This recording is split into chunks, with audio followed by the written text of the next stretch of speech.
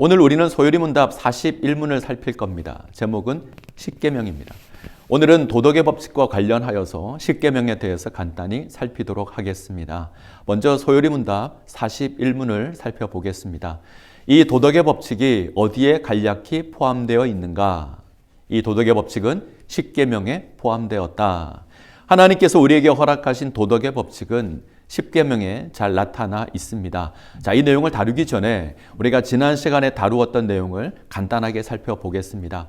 우리는 지난 시간 율법의 용도에 대해서 살폈습니다. 종교개혁자 칼빈은 율법의 용도에 대해서 세 가지로 제시를 하죠. 첫 번째 역할은 죄를 깨닫고 억제하게 하는 역할입니다. 율법을 통해서 우리가 죄인인 것을 깨닫게 되고 또 우리에게 있는 도덕법을 인하여서 죄를 억제하고 사회를 유지합니다. 율법의 두 번째 역할은 스스로 죄에 대한 무력함을 깨닫고 그리스도께로 우리를 인도하는 겁니다. 우리에게는 율법을 온전히 지킬 수 있는 그 의로움이 없습니다. 이것을 깨닫고 예수 그리스도의 은혜를 사모하게 되는 겁니다. 율법의 세 번째 역할은 하나님의 백성이 지켜야 할 삶의 규범으로서의 역할입니다. 우리는 율법을 통해서 하나님께서 원하시는 삶의 모습을 확인하고 하나님을 섬겨가게 됩니다. 자, 오늘은 율법의 종류에 대해서 좀 살펴보죠. 율법은 크게 세 가지로 그 종류를 구분할 수 있습니다. 그 성격에 있어서 의식법, 시민법, 도덕법 이렇게 구분할 수 있습니다. 의식법은 말 그대로 의식과 관계된 법입니다. 특별히 성전에서 섬기는 여러 가지 제도나 제사와 관계된 율법들을 의미합니다. 제사장은 어떻게 행동을 해야 한다, 제사는 어떻게 드려야 한다, 이런 내용들이 의식법입니다. 자, 시민법은 하나님께서 이스라엘이라는 그 나라에 특별하게 주신 삶의 규범들입니다.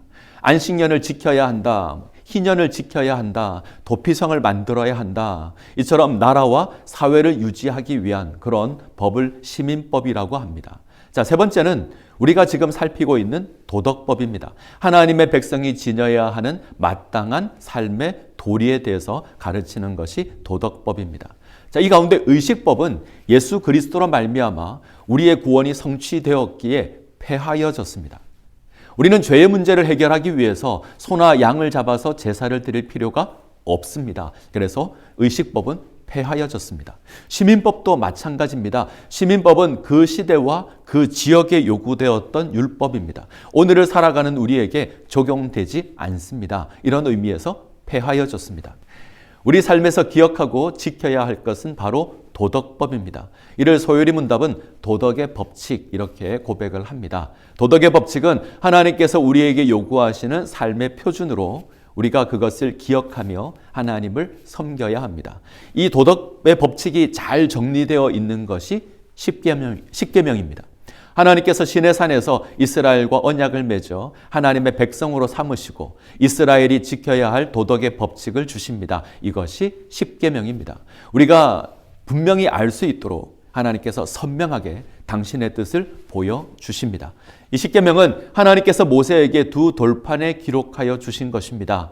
우리는 두 돌판에 기록되었다는 것을 어떻게 이해하냐면 하나님께서 1계명부터 4계명까지 돌판 하나에 5계명부터 10계명까지 또 다른 돌판 하나에 하나님께서 기록하여 주셨을 것이다. 우리는 그렇게 생각을 합니다. 물론 그럴 수도 있습니다. 내용을 구분하여서 이렇게 이해하는 것이 좀 더 명확하게 보여질 수도 있습니다. 근데 저는 좀 다르게 생각을 합니다. 저는 한 돌판에 1계명부터 10계명까지 다 기록되었다고 생각합니다. 그래서 똑같이 1계명부터 10계명까지 다 기록된 그 돌판이 두 개가 있는 겁니다. 고대 사회에서는 계약을 맺을 때에 계약서를 써서 양쪽이 하나씩 나누어 가집니다. 오늘날 우리가 집을 사거나 전세 계약을 할 때 계약서를 각각 기록해서 나누어 가지는 것과 같습니다. 고대 계약도 동일합니다. 그리고 그 계약을 어기게 되면 그에 대한 심판을 받습니다. 하나님께서는 이스라엘과 언약을 맺는 것도 동일한 모습입니다. 언약의 내용을 각각 기록해서 각자 하나씩 보관을 해야 합니다. 십계명의 돌판이 그 계약서가 될 겁니다. 하나님 편에서 하나, 이스라엘 편에서 하나 이렇게 기록을 하는 거죠. 그런데 이 두 돌판이 언약궤 속에 함께 있습니다. 다르게 표현하면 하나님께서 두 돌판을 다 가지고 계신 겁니다. 이는 이 언약을 어겼을 때에 받을 그 심판을 하나님께서 친히 담당하시겠다라는 그 의지를 보여주시는 겁니다. 실제로 이스라엘은 이 언약을 지키는데 실패하죠. 죄인인 인간은 하나님께서 요구하시는 도덕의 법칙을 온전히 지킬 수 없습니다. 하나님께서는 이러한 이스라엘을 구원하기 위해서 친히 이 땅에 오시고 당신이 그 저주를 감당하십니다. 이것이 예수 그리스도의 십자가입니다. 이에 대한 부분은 기회가 있을 때에 좀 더 자세하게 살펴보도록 하겠습니다. 정리하면 10계명의 두 돌판은 1계명부터 10계명까지 다 기록된 그 돌판이 두 개가 있다. 이렇게 이해하시면 좋을 것 같습니다. 10계명의 이 내용은 출애굽기 20장과 신명기 5장에 각각 등장을 합니다. 대부분의 내용은 같습니다. 4계명이 조금 다른데 이 부분은 4계명을 다룰 때 상세하게 나눌 수 있도록 하겠습니다. 우리는 앞으로 10계명에 대한 내용들을 하나씩 구체적으로 살펴볼 겁니다. 아무쪼록 소원하는 것은 이 시간들을 통해서 하나님께서 우리에게 원하시는 그 뜻을 깨달아 거룩한 삶을 쫓아 살아가며 온전한 모습으로 하나님을 섬기는 그 모습 가운데 세워질 수 있기를 간절히 소원합니다. 자, 소요리문답 41문을 읽고 마치도록 하겠습니다. 이 도덕의 법칙이 어디에 간략히 포함되어 있는가? 이 도덕의 법칙은 10계명에 포함되었다. 기도하겠습니다.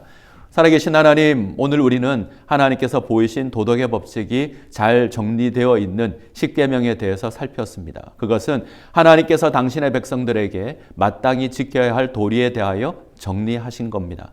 이 10계명의 말씀을 잘 기억하여 하나님을 온전히 섬겨갈 수 있도록 은혜를 베풀어 주시옵소서. 이제 우리가 하나님의 10계명을 하나씩 살펴나갈 텐데 하나님 지혜를 더하여 주셔서 깨닫게 하시고 온전히 하나님을 섬겨갈 수 있도록 역사하여 주옵소서. 예수님의 이름으로 기도합니다.